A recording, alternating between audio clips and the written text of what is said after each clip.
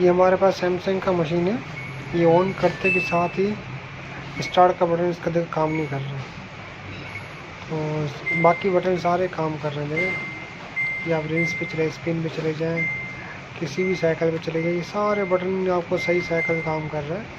और जैसे स्टार्ट का बटन दबाएंगे ना तो ये काम नहीं कर रहा।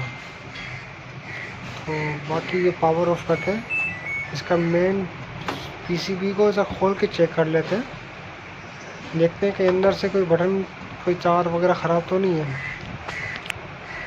आपने 2 पेज लेके होते हैं, आपको खोलना ज़रूरी है। ठीक है, आराम से खोल लें। ये हमने पेज निकाल दिया इसके अंदर से।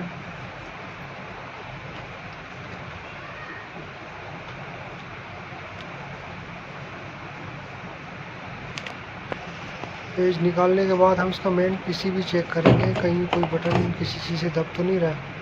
ये पूरा ये पीसीबी है ना, यहाँ से आप चेक कर लें, यहाँ से ये पूरा पीसीबी है, इसे नहीं निकलेगा। इसमें पेज लगे होते हैं, स्क्रू, आपने स्क्रू खोलने 1 2 3 4, ठीक है, 4 स्क्रू लगे हैं इसके अंदर। इसको आप आराम से खोलिएगा स्क्रू को। ये हमने स्क्रू इसके अंदर खोल दिए। अब मैं आपको मैनुअल दिखा सकता हूँ कि इसके स्टार्ट का बटन कौन सा है और बाकी साइकिल के सही है।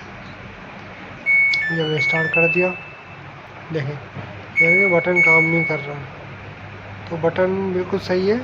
अंदर से आईसी का मसला है, इसका मेन सर्किट ख़राब है, जिसकी वजह से स्टार्ट के बीप तो बज रही है मगर क्या वर्किंग नहीं करते। तो सब चीज़ें अपनी जगह बिल्कुल सही काम करें, परफेक्ट काम कर रही है। इसका मतलब है हमारा मेन पीसी का बोर्ड ख़राब है।